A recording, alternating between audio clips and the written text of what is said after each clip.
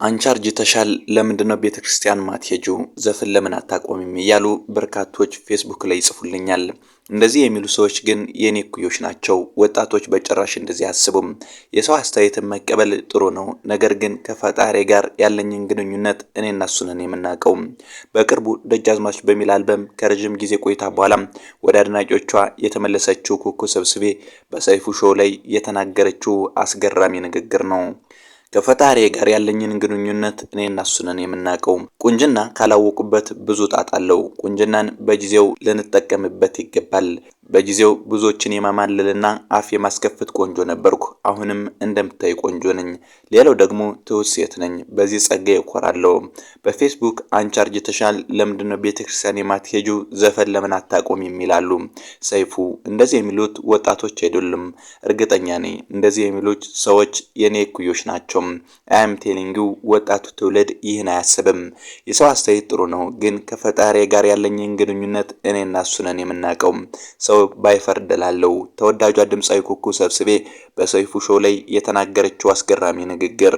ተወዳጇ ድምጻዊ በቅርቡ ደጃዝማች በሚል አልበሟን ለአድናቂዎቿ ካደረሰች በኋላ በሰይፉ ሾው ላይ ቀርባ የተናገረችው ቃለ መጠይቅ ነበር። ሰላም የዜና ቲቪ ተከታታዮች እንደምን አላችሁ? ለመሆኑ የኩኩ የህይወት ታሪክ ምን ይመስላል? ባጭሩ እናስቃኛችሁ።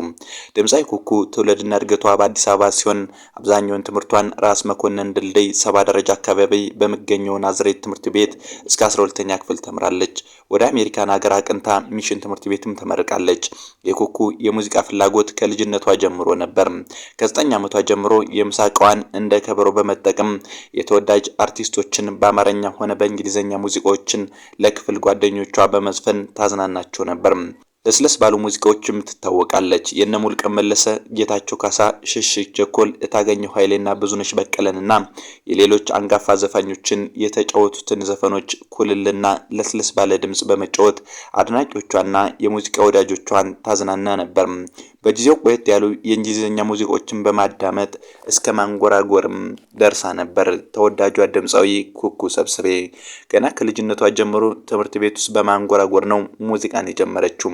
በጊዜው ሙሉቀን ታደንቀው ስለነበር ከአባቷ ከደጃዝማች ሰብስቤ ሽብሩ እየወሰደች የእሳቸውንና የሌሎችንም የግጥም ስራዎች ትሰጠው ነበር።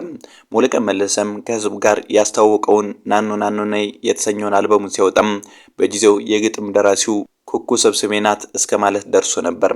ድምጻዊ ኩኩ የመጀመሪያ የመድረክ ስራዋን ያቀረበችው ከአይቤክስ እና ዋሊያ ባንድ ጋር በመሆን በሂልተን ሆቴል በተዘጋጀ የተማሪዎች ፓርቲ ላይ ነበር። በዚህ መድረክ ላይ የታጨችው ድምጻዊት ኩኩ ራስ ሆቴል በ300 ብር ተቀጥራ ከሙሐመድ አህመድ ጋር ከአይቤክስ ባንድ አጃቢነት በሳምንት 2 ቀን ትጫወት እንደነበረ መረጃዎች ያመለክታሉ።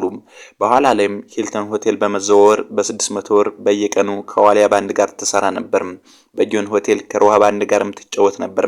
በዚህ ባንድ አጃቢነትም ከአለማየሁ ዋሴ እሸቴ ጋር እንግዳዬ ነሽ የተሰኘ መጀመሪያ ስራዋን ለህዝብ አድርሳለች። ቀስ በቀስም ከሮሃ ባንድ ጋር 3 ያህል አልበሞችን አውጥታለች። ከተለያዩ አንጋፋ ድምጻውያን ጋር በቅብብሎሽ የሰራቻቸውን በሮሃ ባንድ ጋር የተቀናበሩ ናቸው።